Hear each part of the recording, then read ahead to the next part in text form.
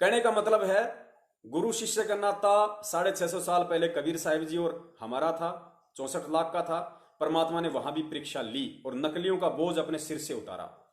परीक्षा फिर सतगुरु रामपाल जी महाराज जी की भी हुई और उस समय दादा गुरुदेव ने नकलियों का बोझ अपने सिर से उतारा। तो पुण्यात्माओं, आज वर्तमान में सतगुरु रामपाल जी महाराज जी हमारे गुरु हैं और हम जितने भी 14, 15 या 20 लाख हैं जो आज तक नाम ले चुके हैं, हम सब उनके शिष्य हैं, भगत हैं। तो पुण्यात्माओं, जहां गुरु शिष्य का नाता तो परीक्षा तो होगी होगी। और सन 2014 बरवाला कांड वही परीक्षा थी कि इतना ज्ञान देने के बाद, क्योंकि परमात्मा सन 1994 से सत्संग और नाम दीक्षा दे रहे थे। सत्संग तो 1992 से शुरू कर दिए थे परमेश्वर ने, 2 साल बाद फिर 1994 में नाम दीक्षा देनी शुरू की। तो सन 1994 से 2014 तक परमेश्वर ने तत्व ज्ञान की अथाह बारिश की, हर तरीके से समझाया। फिर परमात्मा ने पूरा ज्ञान देके फिर सन 2014 में परमेश्वर ने परीक्षा ली, क्योंकि काल की चाल से ही परमात्मा अपना काम निकालता है। काल की चाल से ही परमात्मा अपना काम सिद्ध करता है। तो सन 2014 के बाद यह संगत की परीक्षा थी और उनमें से कितने प्रतिशत लोग जो बरवाला कांड की घटना को देखकर अनायास गुरु में दोष निकाल के इस भक्ति मार्ग से उसी समय दूर हो चुका था। अभी जैसे उस वकील का उदाहरण दिया जो आज संगत में शहंशाह बना बैठा है, लेकिन वो उसी समय फेल हो चुका था। कितने लोग जो मीडिया के द्वारा उल्टी सीधी चीजें दिखाई गई, मीडिया के द्वारा तरह तरह के मसाला लगाकर न्यूज पेश की गई कि भाई संत रामपाल जी तो दूध से नहाया करते थे। एक उन्होंने, मीडिया वालों ने एक वो कार्टून बना दिया कार्टून बनाया संत का ऊपर से दूध गिर रहा है, उसकी खीर बनाई जा रही है। कितने लोगों ने उस घटना को देखकर, जो नए जुड़े होंगे या काफी समय से जुड़े हुए थे लेकिन समझ नहीं पाए गुरु को, कितने लोग इस प्रक्रिया को देखकर जो झूठी थी, निराधार थी, उसको देखकर परमात्मा से दूर हो गए। अरे नालायकों, अगर वो सही भी होती और यदि हमें ज्ञान था, यदि हमें ज्ञान है, यदि हम सतगुरु को पहचान चुके हैं, उन्हें परमात्मा मान चुके हैं, तो दूध तो क्या, अगर गुरु अपने मूत में भी खीर बना के खिलाए तो शिष्य को ऑब्जेक्शन नहीं होना चाहिए कि क्यों, क्या और कैसे। यही शिष्य का धर्म होता है अपने गुरु के प्रति। और जब इतनी दृढ़ता, इतना विश्वास, इतनी अंधता, इतना ब्लाइंड फेथ जब तक शिष्य को अपने सतगुरु पे नहीं होगा, तब तक वो शिष्य 7 जन्म भी सतलोक जाने के लायक नहीं बन सकता।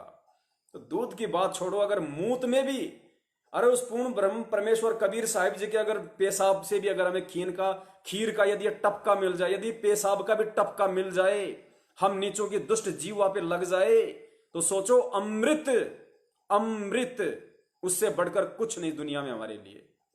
इतना विश्वास परमात्मा इस तत्व ज्ञान को देकर अपने शिष्य में देखना चाहता है। इसलिए परमात्मा कहते हैं कि अभी जो वाणी परमात्मा ने जो बुलवाई थी,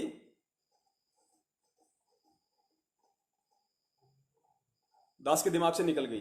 तो परमात्मा इस तरीके से इस भक्ति मार्ग पे अपने शिष्य को, अपने भगत को, अपने बच्चों को इतना दृढ़ भाव से, इतनी दृढ़ श्रद्धा से, लगन से भक्ति मार्ग पे चलता हुआ देखना चाहता है। तब परमात्मा निशन से होके शरीर त्याग के सतलोक जाता कि हां, अब मेरे बच्चे इस मार्ग को हजारों वर्षों तक निर्विरोध चलाएंगे, कोई रोकने टोकने वाला नहीं।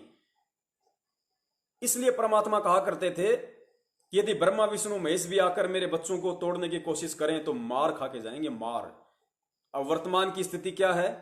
ब्रह्मा विष्णु महेश की तो छोड़िए, खुद अपने ही जो घर में ब्रह्मा विष्णु महेश बने बैठे हैं, सतलोक आश्रम मैनेजमेंट वाले, काल ने जिनको अपने एजेंट रूप में बैठा रखा है, फर्जी नामदान केंद्र खुलवाकर गांव गांव में बैठा दिया, लोगों को ज्योति के नाम पे लूट रहे, पाठ के नाम पे लूट रहे। अरे 3 दिन का पाठ होता है, और 9-9 दिन का पाठ इन्होंने सिंहपुरा में, रोहतक में, मुंडका में, भिवानी में शुरू कर रखा है। भूख मिट नहीं रही ना। अब संगत हो गई समझदार। संगत को पता चल गया कि गुरु बिन दान पुण्य जो कर ही मिथ्या होय कबू न फल ही, कि गुरु के बिना किया गया दान पुण्य मिथ्या होता है, बेकार होता है, नहीं फलेगा। और कुपात्रों को दान दोगे तो उल्टा नुकसान में जाओगे। फिर गुरु जी कहते हैं कि गुरु बिन होम यज्ञ जो कर ही और मन 10 पातक लागे, कि गुरु की आज्ञा के बिना, गुरु से आज्ञा लिए बिना यदि आप पाठ करवाते हो, ज्योति करवाते हो, तो औरों से 10 गुना ज्यादा पाप के भागी बनते हो। तो अब लोगों को तत्व ज्ञान समझ में आने लग गया धीरे धीरे परमेश्वर की दया से। लोगों ने इनको पिछले 2-3 सालों से ज्योति पाठ का पैसा देना कम कर दिया। जिनको पता चल गया वो तो बिल्कुल भी नहीं देते, एक नया पैसा इनको नहीं देते नामदान केंद्रों पे। जिसको पता चल गया तो इनका धार्मिक धंधा गिरावट में आ गया। तो उस धार्मिक धंधे को दोबारा से पटरी पे लाने के लिए, अपनी मौज मस्ती के लिए, पैसा इकट्ठा करने के लिए इन लोगों ने ये पाठ वाला सिस्टम शुरू कर दिया। अरे पाठ प्रकाश, यदि गुरु धरती पे प्रकट है, यदि गुरु पृथ्वी पे साक्षात है, और यदि पाठ प्रकाश है, तो गुरु की उपस्थिति के बिना, गुरु की हाजिरी के बिना वो पाठ प्रकाश सफल हो ही नहीं सकता। ये जो पाठ प्रकाश वर्तमान में चल रहा है गुरु की अनुपस्थिति में, अरे ये प्रोसीजर तो जब गुरुजी शरीर छोड़ के जाएंगे उस समय वो संगत में सार्वजनिक करके जाएंगे, वो बता के जाएंगे कि आपने किस विधि से पाठ करना है या करवाना है। वो बाद की प्रोसीजर है। वर्तमान में यदि गुरु साक्षात धरती पे विद्यमान है और यदि कोई नालायक अपनी तरफ से पाठ कर रहा है तो वो पाठ सक्सेस नहीं होगा, पाठ सफल नहीं होगा। गुरु को अपने कुकर्मों के चलते जेल में बैठा के तुम बाहर पाठ करवा के और पुण्य प्राप्त करना चाह रहे हो। गुरु जी कहते हैं करत है पुण्य होत है पापम। तुम तो ये सोच के कर रहे हो कि हमारे पुण्य होंगे, लेकिन उल्टे पाप बढ़ेंगे तुम्हारे। क्योंकि किन लोगों की हरकतों के चलते, किन लोगों की गलतियों के चलते, किन लोगों के कुकर्मों के चलते आज सतगुरु रामपाल जी महाराज जी हिसार जेल में, किन लोगों के मनवश आचरणों के चलते, किन लोगों की नादानियों के चलते सतगुरु रामपाल जी महाराज जी का 20 से 25 दिन का रिमांड हुआ। पुण्यात्माओं, जिन लोगों की वजह से, जिन सतलोक आश्रम मैनेजमेंट हरियाणा वालों की वजह से, उनके परिवार वालों की वजह से, उनके भाई बंधुओं की वजह से, इन स्टेट कोऑर्डिनेटर्स की वजह से, जिसका सतगुरु दुनिया में आज निंदा का पात्र बना हुआ हो, उसकी गैर हाजिरी में कैसे तुम्हें पाठ का लाभ मिल सकता है? कैसे इन कुपात्रों को दान देने से तुम्हें दान का लाभ मिल सकता है? हरगिज नहीं मिल सकता, हरगिज। तो पुण्यात्माओं, ये हमारी परीक्षा थी बरवाला कांड। और बरवाला कांड के बाद हम उन्हीं कुपात्रों को दान दिया, हमने उन्हीं कुपात्रों को ज्योति पाठ का पैसा दिया, और उन्हीं कुपात्रों के पीछे जो भगोड़े बने हुए हैं, शर्म आनी चाहिए हमारे को। इतनी भी बुद्धि नहीं बची हमारे अंदर। अरे सतगुरु रामपाल जी महाराज जी का भगत और भगोड़ा कदाचित नहीं हो सकता, कदाचित। सन 2014 से सतगुरु रामपाल जी महाराज जी का भाई महेंद्र, उनका दामाद इस काल लोक का संजय खानपुर वाला जो मंजू का पति है, और खुद सतगुरु रामपाल जी महाराज जी का छोटा बेटा मनोज, और भी बहुत सारे लोग हैं, लेकिन मुख्यतः हम 3 लोगों को लेंगे जो उनके रिश्ते में हैं, सांसारिक रिश्ते में। एक भाई का रिश्ता है, एक का बेटे का और एक का दामाद का।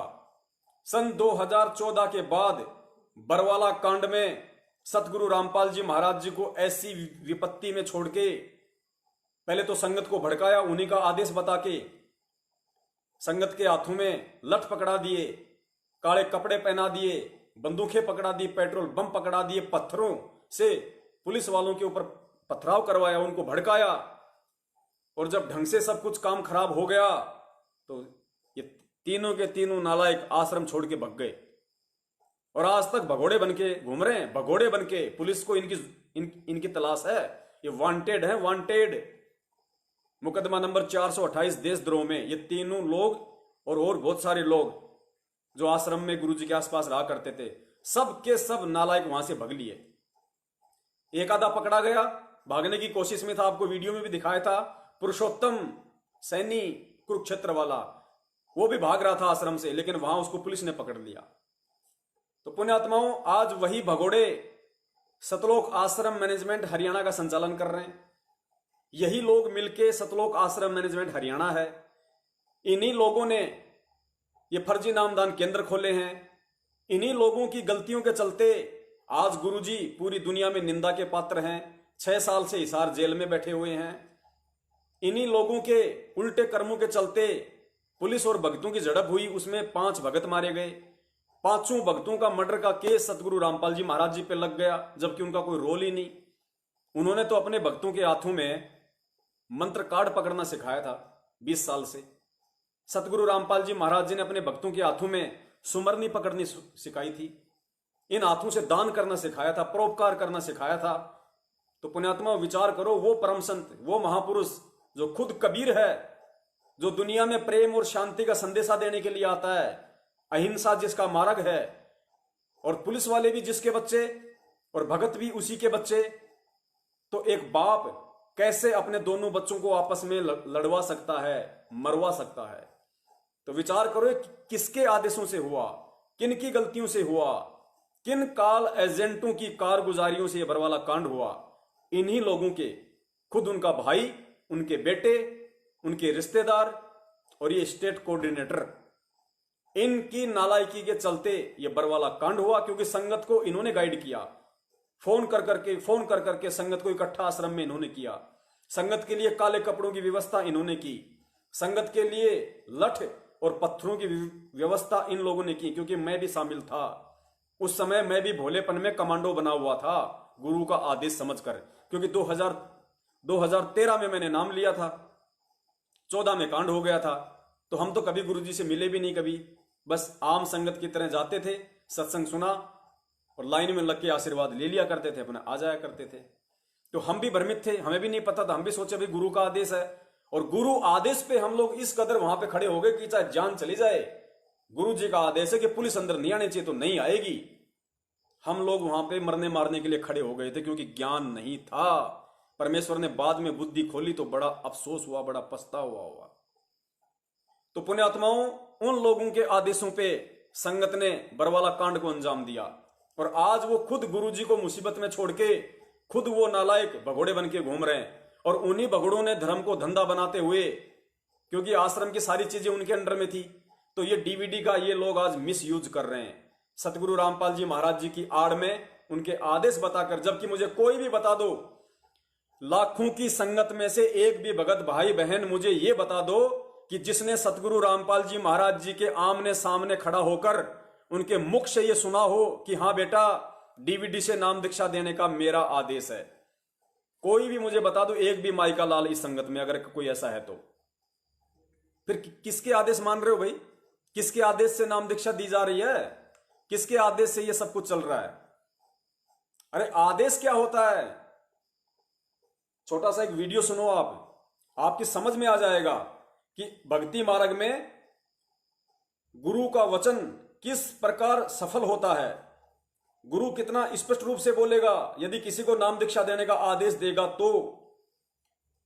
स्वयं सतगुरु रामपाल जी महाराज जी ने अपने लिए बताया है कि मेरे दादा गुरुदेव ने मुझे जब नाम देने का आदेश दिया तो दादा गुरुदेव ने पूरी संगत में ऐलान किया था कि आज के बाद ये नाम देगा। गुरु का नाम लेके कहा कि आज के बाद, गुरु जी का नाम लेके कहा कि ये नाम दीक्षा देगा, और जो इसको गुरु नहीं मानेगा वो मेरा कुछ नहीं लगता। पुण्यात्माओं, यदि सतगुरु रामपाल जी महाराज जी ने आदेश देना होता, पहली बात तो गुरु जी ने अपने सत्संग में पहले ही स्पष्ट किया हुआ है कि डीवीडी से नाम दीक्षा मुझ दास के सतलोक जाने के बाद देने की व्यवस्था की जाएगी, डीवीडी से नाम दीक्षा की। तो भक्ति मार्ग में संत वचन पलटे नहीं, चाहे पलट जाए ब्रह्मांड। सतगुरु का वचन है कि जब तक मैं हूं तब तक मैं दूंगा, और जब चला जाऊंगा तब ये डीवीडी काम आएगी। इसलिए परमात्मा ने सन 2005 में डीवीडी बना के रखी हुई थी। वरना सोचो, अगर परमात्मा ने डीवीडी से ही नाम दीक्षा अगर आज वर्तमान में लोगों को दिलवानी होती, तो जब परमात्मा ने 2005 में डीवीडी बना दी थी और 2006 में गुरुजी जेल में गए थे, 2 साल जेल में रहे, उस समय डीवीडी से नाम दीक्षा देने की प्रक्रिया शुरू क्यों नहीं हुई? उस समय लोगों का नाम शुद्ध करवाने के लिए एक भी नामदान केंद्र क्यों नहीं खोला गया? क्यों? क्योंकि गुरुजी ने पहले ही स्पष्ट कर दिया था कि जब तक मैं शरीर में हूं कोई दूसरा गुरु नहीं बन सकता। जब तक मैं हूं गुरु मैं रहूंगा, और जब मैं सतलोक चला जाऊंगा उसके बाद मेरा नूरी शरीर नाम दीक्षा दिया करेगा दुनिया को। नूरी शरीर मतलब इलेक्ट्रॉनिक बॉडी, जो डीवीडी में परमात्मा ने जो बना के रख दी, वो डीवीडी से, टीवी से, लैपटॉप से ही दुनिया को नाम दीक्षा दी जाएगी। यानी इस भक्ति मार्ग में अब अंत तक केवल एक ही गुरु रहेगा, सतगुरु रामपाल जी महाराज। तो इन लोगों को अच्छे से पता था कि गुरु तो कोई दूसरा बन नहीं सकता, इसलिए इन्होंने डीवीडी का मिसयूज किया कि डीवीडी को ही गुरु बना के खड़ा कर दो और अपना स्वार्थ सिद्ध कर लो। क्योंकि इन लोगों ने गुरु को कोई परमात्मा नहीं माना। ये लोग गुरु जी के शरण में या भक्ति कोई मोक्ष के लिए नहीं कर रहे थे। ये लोग गुरु जी को केवल एटीएम मशीन समझ रखा था, एटीएम मशीन बस। क्योंकि दान का पैसा गुरु जी थोड़ा ना गिनते थे, ये मैनेजमेंट बना हुआ था, ये अपने स्तर पे सारे काम किया करते थे। गुरु को ये लोग गुरु मानते नहीं थे, तो अपने ऐसो आराम थे इनके। देखो किस तरीके से दादा गुरुदेव ने जब नाम देने का आदेश दिया तो किस प्रकार ऐलान किया संगत में। फिर किसी को भी ऑब्जेक्शन नहीं हुआ। जिसने नहीं लेना था उसने नहीं लिया, और जिसने लेना था उसने ले लिया। लेकिन किसी ने भी ये ऑब्जेक्शन नहीं किया कि दादा गुरुदेव का आदेश नहीं है, संत रामपाल जी क्यों नाम दे रहे हैं। ऐसा नहीं हुआ।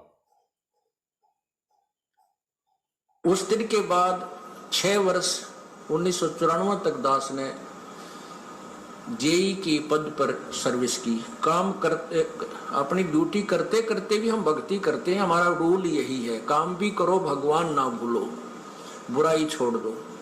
लेकिन 1994 में परमात्मा ने आदेश दे दिए गुरु महाराज ने कि तू इस काम ने संभाल। अब गुरु की आज्ञा का अवहेलन करना भगत का काम नहीं होता। जो गुरु वचन पर डट गए कट गए फंद 84 के। भाई जो गुरु वचन पर डट गए कट गए फंद 84 के।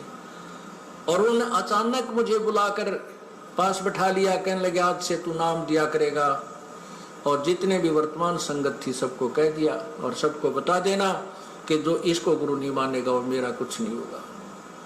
मेरे पसीने आ गए कि मैं तो 2 कौड़ी का जीव, एक मजदूर आदमी, और परमात्मा ये इतना बड़ी जो है ना, इतना बड़ा जिम्मेवारी का काम।